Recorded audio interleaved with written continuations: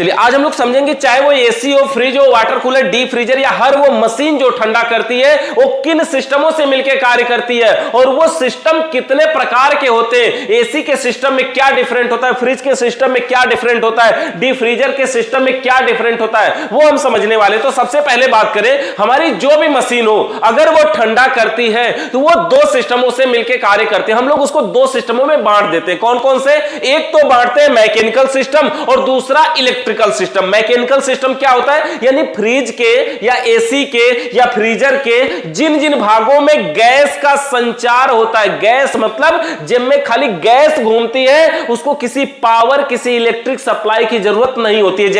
जैसे ये देखिए एक पाइप है ना, ये पाइप में गैस घूमती है, अगर गैस इधर इन करवाया जाए तो घूमते घूमते उधर से निकल जाती है। ये मैकेनिकल सिस्टम होता है। मतलब जिन जिन भागों में गैस का संचार होता है उसे मैकेनिकल सिस्टम कहते हैं। तो जो मैकेनिकल सिस्टम होता है वो टोटल 5 भाग लगे होते हैं। इसमें भी 5 लगे हुए हैं, इस फ्रीजर में भी 5 लगे हुए हैं और एसी में भी 5 मैकेनिकल भाग होते हैं, लेकिन बनावट और उसका नाम अलग अलग होता है। तो सभी के नाम और बनावट को पूरा प्रैक्टिकली हम लोग देखेंगे आज। तो देखिए सबसे पहले बात करें कि जो नंबर 1 भाग होता है उसका नाम है कंप्रेसर। सबसे महत्वपूर्ण भाग है। यहां पर देखिए हमने कंप्रेसर 2 रखा हुआ है ना, ये सबसे महत्वपूर्ण भाग है कंप्रेसर। कंप्रेसर क्या होता है? कंप्रेसर एक प्रकार का मोटर है। यह एक मोटर है, इसमें अंदर मोटर है और काम क्या होता है? यह गैस को एक साइड से खींचता है और दूसरी साइड से फेंकता है। कहां से खींचता है, कहां से फेंकता है? इसमें टोटल 1 2 3 लाइनें होती हैं, यानी 3 पाइपें निकली होती हैं और इसमें यहां पर 3 पिनें भी होती हैं। कौन कौन सा? एक पिन का नाम होता है कॉमन, एक का नाम होता है रनिंग और दूसरी का नाम होता है स्टार्टिंग। कॉमन, रनिंग और स्टार्टिंग, ये 3 पिनें होती हैं और 3 लाइनें होती हैं। और जो कंप्रेसर होता है हमारा, इस कंप्रेसर का नाम होता है रेसिप्रोकेटिंग कंप्रेसर। यानी फ्रिज में प्रयोग होने वाला कंप्रेसर रेसिप्रोकेटिंग कंप्रेसर होता है। और जब हम इसको चालू करते हैं ना, जैसे दमकल वाला ट्यूबवेल होता है ना, अगर हम उसको चालू कर दें, वो क्या करेगा?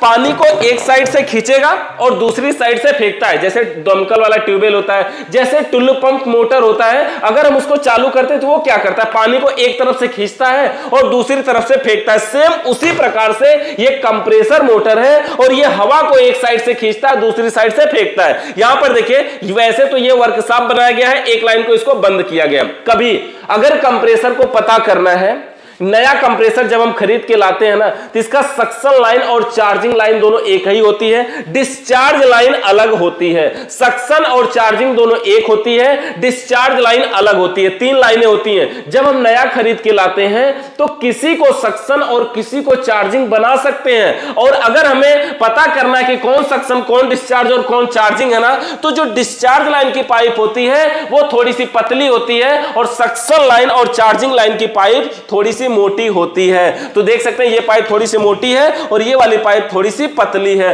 तो जो पाइप पतली होती है वो डिस्चार्ज लाइन होती है और जो मोटी होती है वो सक्शन लाइन या तो फिर चार्जिंग लाइन होती है। एक चीज और बता दिया हमने कि सक्शन चार्जिंग दोनों एक होती है, यहां से भी देख सकते हैं। और अगर थोड़ा बड़े कंप्रेसर में जाते हैं ना, एसी वाले कंप्रेसर में, तो इसमें लाइन ही टोटल 2 होती है, क्योंकि यहां सक्शन चार्जिंग दोनों एक होती है तो अलग अलग बनाया हुआ है। लेकिन इसमें क्या? इसमें सक्शन लाइन में से चार्जिंग लाइन हमें निकालना पड़ता है, मतलब इसमें अलग से नहीं देता है। कंप्रेसर का नाम है रोटरी कंप्रेसर और यह एसी में प्रयोग किया जाता है। पहले सेमी हार्मेटिक कंप्रेसर भी प्रयोग किया जाता था, अब वो कंप्रेसर बंद हो गया, अब ये रोटरी कंप्रेसर प्रयोग किया जाता है। तो ये है हमारा कंप्रेसर मोटर। अच्छा, जो इन्वर्टर फ्रिजें होती हैं, जैसे ये इन्वर्टर फ्रिज है, इसका कंप्रेसर थोड़ा सा अलग होता है और साइज में छोटा होता है और ये डीसी पे काम करता है, यानी पीसीबी सप्लाई से चलता है। इसलिए मेन सप्लाई तो इसमें एसी ही दिया जाता है। जैसे ये जो मेन इसका प्लग है ना, इसको तो बोर्ड में ही लगाया जाता है। लेकिन ये जो कंप्रेसर मोटर होता है 3 फेज डीसी पे काम करता है। ये जो कंप्रेसर मोटर होता है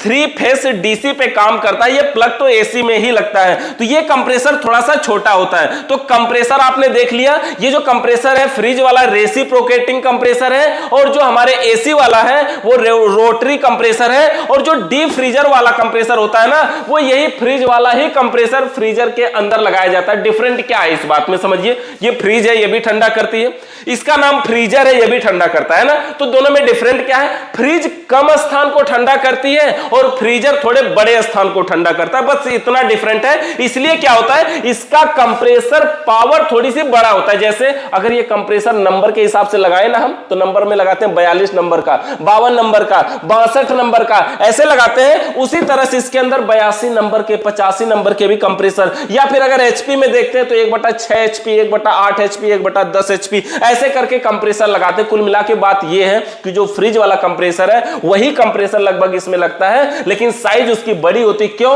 क्योंकि जो फ्रिज होती है ना 180 लीटर, 190 लीटर में होती है, और लेकिन ये जो फ्रीजर होता है ये उससे ज्यादा 320 लीटर का होता है ना, 460 लीटर का होता है, यानी ये अधिक लीटर का होता है, अधिक साइज का होता है, और ये थोड़ा कम लीटर का होता है। इसलिए इसका कंप्रेसर साइज थोड़ा सा बड़ा होता है, लेकिन कंप्रेसर वही फ्रिज वाला होता है, और चालू करने का तरीका वही रिले ओएलपी के साथ हमारा इसका फ्रीजर का और फ्रिज का दोनों का एक जैसा ही होता है। तो इस तरह से ये हो गया हमारा नंबर 1 भाग, जिसको हम बोलते हैं कंप्रेसर। कंप्रेसर क्या होता है, बस इतना जानिए कि यह गैस को एक साइड से खींचता है और दूसरी साइड से बाहर कर देता है। कहां से खींचता है, सक्शन लाइन से। कहां से फेंकता है, डिस्चार्ज लाइन से। नाम से ही समझ में आता है ना, सक्शन लाइन मतलब सक करता है, मतलब खींचता है, और डिस्चार्ज लाइन डिस्चार्ज करता है, खत्म करता है, बाहर निकालता है। यानी जहां से गैस को खींचा वो सक्शन लाइन, और जहां से गैस को बाहर फेंका वो डिस्चार्ज लाइन हो गया। अब समझिए इसका दूसरा भाग, कंप्रेसर ने गैस को खींचा सक्शन लाइन से, डिस्चार्ज लाइन से बाहर किया। जब डिस्चार्ज लाइन से गैस निकली तो कहां जाती है, वो जाती है कंडेंसर में। ये देखिए फ्रिज के पीछे लोहे की जाली है, और ये जो जाली है ना ये होता है कंडेंसर। अब देखिए यहां पर कंप्रेसर लगा है, और कंप्रेसर से ये पाइप निकली हुई है, ये वाली पाइप और ये वाली पाइप, और ये पाइप देखिए यहां से धीरे धीरे करके ऐसे ऊपर गई है, तो यहां से ये गैस घूम के नीचे आती है, और ये जो होता है ना ये कंडेंसर इसका नाम है। और कंडेंसर का कार्य होता है कंडेंसेशन। कंडेंसेशन क्या होता है, कंडेंसेशन एक इंग्लिश वर्ड है जिसका हिंदी में अर्थ होता है संघनन। संघनन का मतलब क्या होता है समझते हैं, यानी कि वेपर से द्रव में बदलना, यानी भाप को पानी बनाने की क्रिया को कंडेंसेशन कहते हैं। जैसे कंडेंसेशन या संघनन आप हाई स्कूल इंटर में पढ़े होंगे। जैसे ठंडी के मौसम में क्या होता है, ये वातावरण की हवा इतनी ठंडी हो जाती है कि ठंडा होकर के पानी की बूंदों के रूप में हमें दिखाई देती है, तो हम कहते हैं ये कोहरा पड़ रहा है। तो जो कोहरा होता है वो क्या होता है, वो संघनन होता है, वो कंडेंसेशन होता है। ये कंडेंसेशन का काम करता है, यानी जो लोग इसको इंग्लिश में ही केवल बोलते हैं ना वो बोलते हैं ये कंडेंसेशन का कार्य करता है। ये कंडेंसेशन है, यानी कंडेंसर इसका नाम है, और काम क्या है, कंडेंसेशन करना यानी संघनन करना, यानी गैस को घुमा घुमा के ठंडा करके वेपर से द्रव में यानी भाप को पानी बनाता है। देखिए अगर कहीं पे पानी हो और पानी को हम गर्म करें तो क्या बनता है, भाप बनता है, और अगर उस भाप को ठंडा किया जाए तो क्या बनता है, पानी बनता है ना। तो ये क्या करता है, उस भाप को घुमा घुमा के ठंडा करता है, और जब वो ठंडा होता है तो पानी के रूप में बदल जाता है, और ये कंडेंसर का कार्य हो जाता है, कंडेंसेशन यानी भाप को पानी बनाना। यानी ये देखिए, अच्छा जो फ्रिज में कंडेंसर लगता है इस कंडेंसर का नाम होता है वायर मेश कंडेंसर। देखिए पहली बात तो फ्रिज का कंडेंसर जो है ना ये लोहे का बना हुआ है, फ्रिज का कंडेंसर लोहे का बना है। अब देखिए ये पतली पतली पाइपें हैं, इसके ऊपर इस तरह से ये तिल्लियां लगी हुई हैं, और ये जो तिल्लियां है ना ये किस लिए लगी हुई है, पहली बात तो ये है कि ये सपोर्ट के लिए लगी हैं, आप ये भी कह सकते हैं। और जब फ्रिज कार्य करती है ना उस समय कंडेंसर इसका गर्म होता है, कंडेंसर गर्म होता है। क्यों गर्म होता है, क्योंकि गर्मी को खींचता है तभी तो गैस वेपर से द्रव में बदल पाती है, यानी भाप को ठंडा करता है तभी तो पानी के रूप में बदल पाता है ना। तो ये कंडेंसर है, और ये जो ऊपर से नीचे तक ये तार लगे हुए हैं ना, तो तार को हम वायर भी बोलते हैं ना, इसलिए इस कंडेंसर का नाम है वायर मेश कंडेंसर। मतलब वायरों से मिलकर बना हुआ कंडेंसर वायर मेश कंडेंसर कहलाता है, यानी वायरों से यानी तारों से मिलकर बना हुआ कंडेंसर वायर मेश कंडेंसर कहलाता है। तो ये जो कंडेंसर है इसको हम बोलते हैं वायर मेश कंडेंसर। कार्य क्या है, गैस को घुमा घुमा के ठंडा करके वेपर से द्रव में बदलना। ये फ्रिज के अंदर सभी में यही वाला कंडेंसर लगाया जाता है। अब समझिए फ्रिज कितने लीटर की है, उसके हिसाब से हम कंडेंसर लगाते हैं। अच्छा, फ्रिज का मात्रक लीटर होता है, ये भी जान लीजिए। लीटर का मतलब समझ रहे, फ्रिज का मात्रक होता है। जैसे हर चीज का एक मात्रक है ना, जैसे हम बोले कि यहां से दिल्ली 800 लीटर है, ऐसा तो नहीं बोल सकते कि इतना लीटर है, यानी दूरी का मात्रक जो है वो किलोमीटर है। उसी तरह से जैसे विद्युत का मात्रक होता है एम्पियर, फ्रिज का मात्रक होता है लीटर, मोटर का मात्रक होता है एचपी, एसी का मात्रक होता है टन, वॉशिंग मशीन का मात्रक होता है किलोग्राम, आरओ का मात्रक होता है लीटर पर हावर्स। तो इसी प्रकार से ये हमारे फ्रिज का मात्रक होता है लीटर। ये लीटर में आती है। 170 लीटर की फ्रिज चाहिए भैया, 190 लीटर की फ्रिज चाहिए, अच्छा 210 लीटर की फ्रिज चाहिए, 320 लीटर का फ्रीजर चाहिए, तो ये लीटर में आता है। लीटर के हिसाब से भी हम नापते हैं। हमने कई वीडियो में बताया है अपने कि जैसे देखिए ये जो कंडेंसर की पाइपें है ना, अगर कभी इसको बदलना पड़े तो जैसे गिनेंगे 1 2 3 4 5 6 7 8 9 10 11 12 13 14 15 16, उसके हिसाब से तो ये 160 लीटर की फ्रिज हुई, लेकिन एक दो पाइप कम या ज्यादा हो सकती है। ये जो हमारी फ्रिज है 180 लीटर की फ्रिज है। तो देखिए इस प्रकार से कंडेंसर को गिन करके भी हम लगभग अंदाजा लगा लेते हैं कि फ्रिज हमारी कितने लीटर की होगी। अच्छा, ये कंडेंसर समझ में आ गया। ये वाला वायर मेश कंडेंसर पहला होता है। दूसरा कंडेंसर हमारा होता है प्लेट टाइप कंडेंसर। अब दिखाते हैं आपको, इसी फ्रीजर के अंदर है।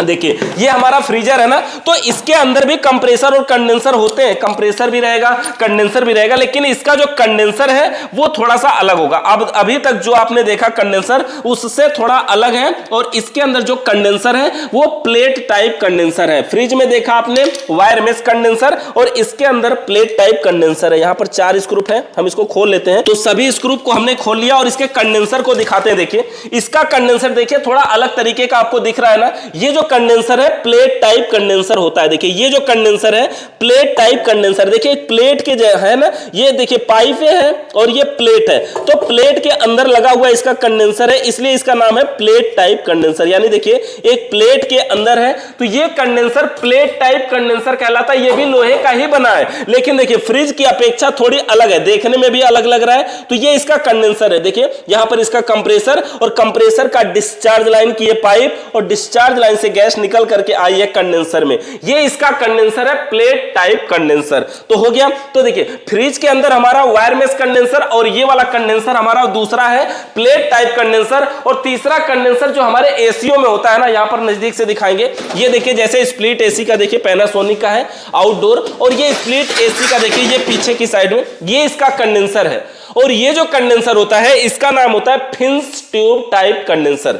Fins tube type condenser. अगर हम इसको भी खोल के दिखाते हैं, देखिए ऐसे देखिए इसको, ये देखिए ये ऊपर से नीचे तक जो ऐसे ऐसे है ना, इसको हम बोलते हैं फिन्स। और इसके अंदर पाइपें भी ऐसे घूमी होती है। दिखाते हैं आपको, अगर कोई कंडेंसर खुला हुआ है तो इसके अंदर पाइपें भी घूमी होती हैं, और जो पाइपें होती हैं उसे ट्यूब बोलते हैं, इसलिए इसे फिन्स ट्यूब टाइप कंडेंसर के नाम से जानते हैं। तो देखिए इसके कंडेंसर को हम आपको खोल करके दिखाते हैं कि जो इसका कंडेंसर होता है स्प्लिट एसी का या विंडो एसी का, वो सभी का ऐसा ही होता है। यहां पर भी दिखा सकते हैं, देखिए ये खुला हुआ दिख रहा है। तो देखिए ये विंडो एसी का एवापोरेटर है, लेकिन कंडेंसर भी सेम ही होता है। देखिए इस तरह से पाइपें मुड़ी होती हैं, ये साइड साइड में पाइपें दिखाई देती हैं, और ये सामने से एवापोरेटर है। देखिए ये ऐसे दबा हुआ है ना, ये बच्चों ने दबा दिया, वैसे ये होता है ऐसे सीधा। यहां पर देखिए थोड़ा सा, यहां पर देखिए यहां पे बिल्कुल सीधा सीधा दिख रहा है ना, इस तरह से होना चाहिए। तो ऐसे को हम बोलते हैं इसको फिन्स ट्यूब टाइप कंडेंसर। या ऐसा जो कंडेंसर होता है इसको फिन्स, ये जो ऊपर से नीचे टेढ़ा हो गया ना, इसको बोलते हैं फिन्स। और ये जो पाइपें हैं इसको बोलते हैं ट्यूब,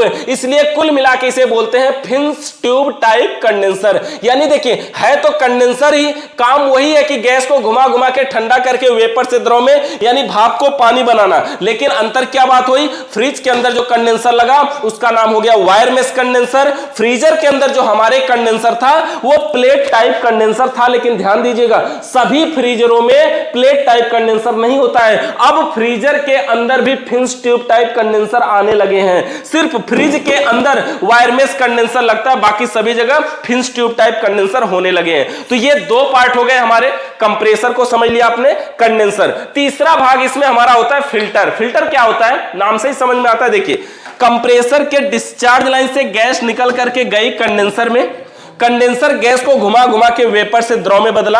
अब उस द्रव को छानना है, शुद्ध करना है। देखिए ये कंडेंसर लोहे का है ना, और गैस को वेपर से द्रव यानी भाप को पानी बना रहा है। तो अगर लोहे में पानी घूमेगा तो लोहे के अंदर जंग लगने के भी तो चांस है, और अगर जंग लग जाएगा तो वो जंग झड़ करके कहीं आगे बढ़ सकता है, और अगर कहीं इकट्ठा हो गया तो पाइप जाम हो सकती है, और कहीं जाम हो गई तो गैस का बहाव रुक जाएगा, और गैस का बहाव रुक जाएगा तो फ्रिज हो चाहे एसी हो वो ठंडा नहीं करेगी। तो वही जो हमारा जंग वगैरह है उसको बचाने के लिए, उसको छानकर शुद्ध करने के लिए अगला भाग देखिए हमारा यहां पर लगा क्या है, फिल्टर। क्या बोलते हैं इसको, फिल्टर। फ्रिज के अंदर जो फिल्टर प्रयोग किया जाता है इसका नाम है ड्रायर फिल्टर, इसका नाम है ड्रायर फिल्टर। और एसी के अंदर जो प्रयोग किया जाता है उसका नाम होता है स्टेनर फिल्टर। और वाटर कूलर डीप फ्रीजर के अंदर जो फिल्टर प्रयोग किया जाता है वो होता है हमारा माइक्रो स्टेनर फिल्टर। लेकिन अब इस फिल्टर में भी देखिए ड्रायर फिल्टर ही प्रयोग किया जाने लगा है, यानी फ्रिज के अंदर और फ्रीजर के अंदर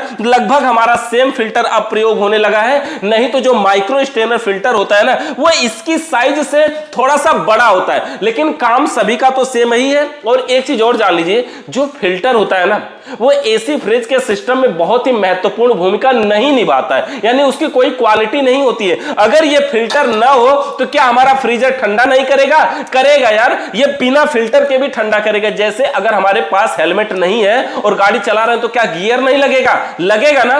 सिर्फ सुरक्षा के उद्देश्य से हम हेलमेट लगाते हैं ना, यहां पर भी सिर्फ सुरक्षा के उद्देश्य से फिल्टर लगाते हैं। तो फिल्टर का काम सिर्फ गैस को छानकर शुद्ध करना होता है, और फिल्टर के बाद अगला जो पार्ट होता है, एक चीज और जान लीजिए, एसी के अंदर फिल्टर नहीं भी प्रयोग किया जाता है। मतलब कुछ एसीओ में प्रयोग भी किया जाता है, लेकिन बहुत सारी एसीओ में अब के टाइम में फिल्टर का प्रयोग ही नहीं किया जाता, उसमें से हटा दिया गया। क्यों जानते हैं? क्योंकि जो फ्रिज होता है इसका कंडेंसर लोहे का बना हुआ है, और लोहे का बना होने के कारण जंग लगने के चांस हैं, और कहीं लीकेज या कहीं पर जंग झड़ करके इकट्ठा हो और चोक होने के चांस हैं। लेकिन जो एसी है उसका कंडेंसर फिंस ट्यूब टाइप बना हुआ है, वो कॉपर का हो सकता है या फिर एल्युमिनियम का होता है, जिसके अंदर जंग लगने के चांस नहीं होते हैं। इसलिए उसमें से फिल्टर हटा दिया गया है, क्योंकि हमने यहां भी बता दिया कि फिल्टर जरूरी पार्ट नहीं होता है। तो इसलिए आज के टाइम में एसी में से फिल्टर को हटा दिया गया, क्योंकि उसका कंडेंसर कॉपर या एल्युमिनियम का बना होता है, जिसमें जंग नहीं लगती है, और वो अच्छे तरीके से काम कर पाता बिना फिल्टर के।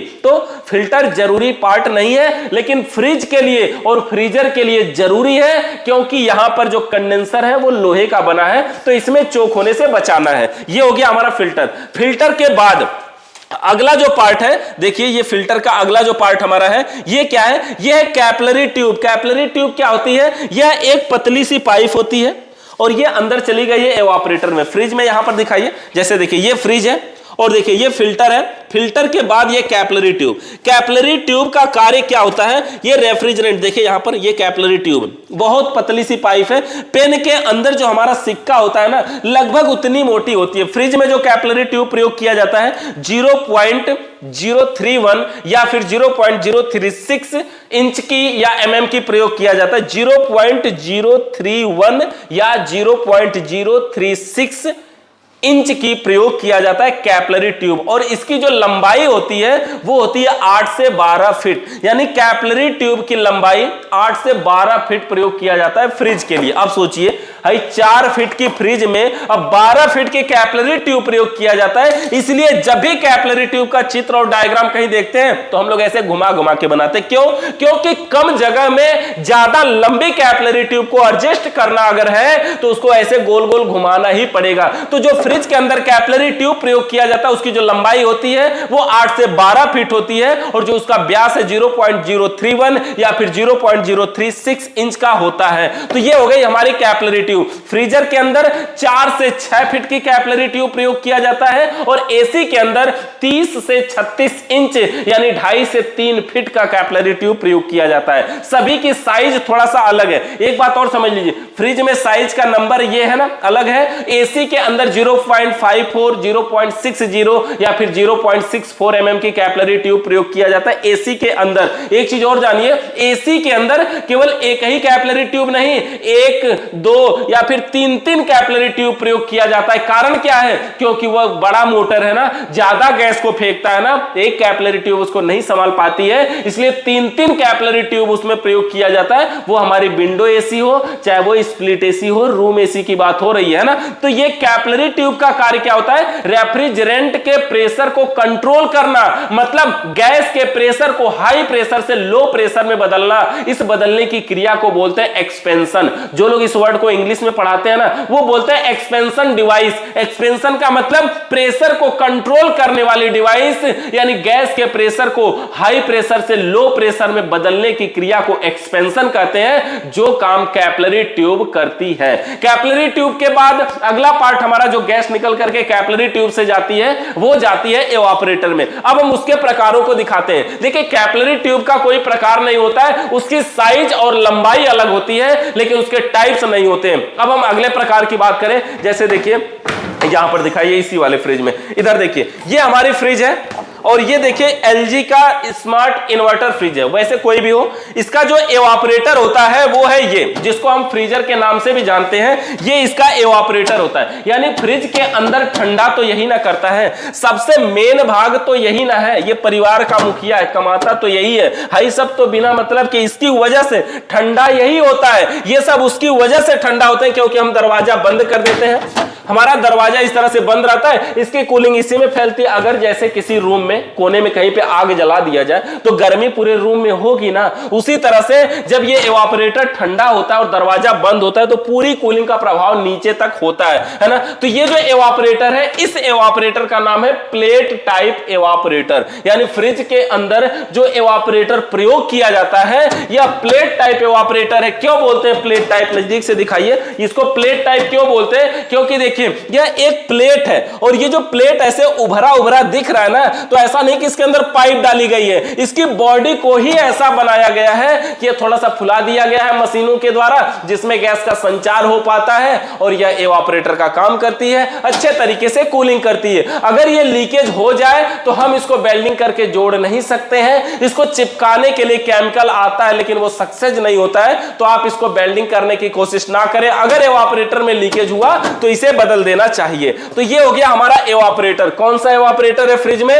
Plate type evaporator. काम क्या है इसका? कार्य होता है किसी वस्तु या स्थान की गर्मी को खींच के वहां पे अपना कूलिंग का प्रभाव छोड़ देना, जिससे वहां की वस्तु या स्थान ठंडी हो जाती है। यानी कोई वस्तु यानी कोई सामान या कोई स्थान यानी कोई जगह की गर्मी को खींच के अपनी कूलिंग का प्रभाव छोड़ता है, जिससे वहां की वस्तु या स्थान ठंडी हो जाती है। देखिए, फ्रिज का जब हम दरवाजा बंद करते हैं ना, तो जब ये कूलिंग कर रहा होता है, जैसे ही गेट को खोलते हैं जो ठंडी गैस निकलती है ना, वो CFC एक गैस निकलती है, CFC यानी क्लोरोफ्लोरोकार्बन, जो मनुष्य के स्वास्थ्य के लिए बहुत हानिकारक होती है। तो कभी भी इसको खोल करके ऐसे ठंडी ठंडी हवा लेने का आनंद मत लीजिएगा, ये गैस मनुष्य के स्वास्थ्य के लिए हानिकारक होती है। ये प्लेट टाइप एवापोरेटर हो गया। दूसरा एवापोरेटर हम आपको दिखाते हैं। देखिए, एक एवापोरेटर है, ये हमारे पास दूसरी फ्रिज है, पुरानी पड़ी हुई है, इसके अंदर दिखाते हैं। इसके अंदर जो एवापोरेटर है, देखिए क्वाइल टाइप एवापोरेटर, यहां पर नजदीक से दिखाइए। देखिए ये एवापोरेटर कैसा है, देख सकते हैं, ये पाइपें अलग से दिखाई दे रही है ना,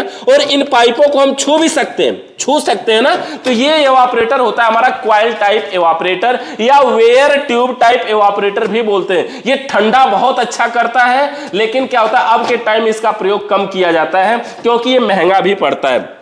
दूसरी चीज, जिसमें क्वाइल टाइप या वेयर ट्यूब टाइप एवापोरेटर होता है, उसमें देखिए एक चीज ये मोटा सा दिख रहा होगा ना, इसका नाम है एक्यूमुलेटर। इसका नाम है एक्यूमुलेटर। होता कुछ नहीं है, खोखला होता है, बस गैस को कुछ समय के लिए स्टोर करने की क्षमता इसके अंदर होती है। तो ये होता है हमारा क्वाइल टाइप एवापोरेटर। अब हम अगर एसी के एवापोरेटर की बात करें, तो अभी जिसको हमने कंडेंसर बोल के दिखाया ना, वही तो एवापोरेटर है इसका। देखिए, जैसे यहां पर आइए, नजदीक से दिखाइए, देखिए ये इसका एवापोरेटर, ये विंडो एसी है, ये भी एवापोरेटर, ये दूसरी उसके नीचे दिख रही है ना, ये भी इसका एवापोरेटर है। एवापोरेटर का कार्य क्या होता है? वही किसी वस्तु या स्थान की गर्मी को खींच के वहां पे अपना कूलिंग का प्रभाव छोड़ देना, जिससे वहां की वस्तु या स्थान ठंडी हो जाती है। ये कौन सा एवापोरेटर है? इसका नाम है फिन्स ट्यूब टाइप एवापोरेटर, यानी फिन्स और ट्यूब से मिलकर बना हुआ evaporator fins tube type evaporator कहलाता है। फिन्स का मतलब ये जो ऊपर से नीचे आया हुआ है वो फिन्स है, और ट्यूब का मतलब होता है पाइप यानी ट्यूब कटर, मतलब ट्यूब को काटने वाला कटर। वैसे ही ट्यूब, फिन्स ट्यूब टाइप एवापरेटर, यानी कि ये एवापरेटर है। तो एवापरेटर तीन प्रकार के मुख्य रूप से हैं, एक हमारा प्लेट टाइप एवापरेटर, दूसरा हमारा क्वाइल टाइप एवापरेटर, तीसरा फिन्स ट्यूब टाइप एवापरेटर। ये जो 3 नंबर है ना, बहुत महत्वपूर्ण है। अधिकतम चीजें 3 पे ही आधारित है। कंप्रेसर 3 प्रकार के, पिने 3 है, लाइनें 3 है, कंडेंसर 3, फिल्टर 3 है ना, एवापरेटर 3 बड़ा महत्वपूर्ण है। तो ये हो गया हमारे फ्रिज के मैकेनिकल सिस्टम। और देखिए होता क्या है, एक बार शॉर्ट में हम कंप्लीट आपको इसी फ्रिज पे बताते हैं कैसे काम करता है। ये कूलिंग सिस्टम होती कैसे है, चाहे वो एसी हो चाहे फ्रिज का, तो उन्हीं आधार पे घूमता है। सबसे पहले ये नीचे है कंप्रेसर, और कंप्रेसर का कार्य गैस को एक स्थान से दूसरे स्थान तक पहुंचाना होता है। देखिए ये पाइप इसमें से काटी गई अभी है ना, यहां पे जुड़ी हुई थी। कंप्रेसर के डिस्चार्ज लाइन से गैस निकल के जाती है कंडेंसर में। कंडेंसर गैस को घुमा घुमा के ठंडा करके वेपर से द्रव में यानी भाप को पानी बनाती है। उसके बाद गैस निकल करके आती है फिल्टर में, फिल्टर इसको छान कर शुद्ध करता है। उसके बाद गैस निकल के जाती है कैपिलरी ट्यूब में। कैपिलरी ट्यूब क्या करता है, प्रेशर को कंट्रोल करता है, और उसके बाद गैस आगे जाती है एवापोरेटर में, और एवापोरेटर किसी वस्तु या स्थान की गर्मी को खींच के वहां पे अपना कूलिंग का प्रभाव छोड़ देता है, यानी ठंडा करता है। उसके बाद फिर से गैस आती है, आती कहां है, सक्शन लाइन में, और ये सक्शन लाइन से जाती है कंप्रेसर के फिर डिस्चार्ज लाइन में, और यही क्रिया बार बार होती रहती है और हमारी फ्रिज काम करती रहती है। तो इस प्रकार से हमारी फ्रिज का बेसिक नॉलेज हम लोगों ने कूलिंग सिस्टम से, मैकेनिकल सिस्टम से कंप्लीट किया। नेक्स्ट वीडियो आप किस टॉपिक पे चाहते हैं जरूर कमेंट करके बताइएगा। चैनल पे नए तो सब्सक्राइब करिए। वीडियो देखने के लिए आप सभी का बहुत बहुत धन्यवाद।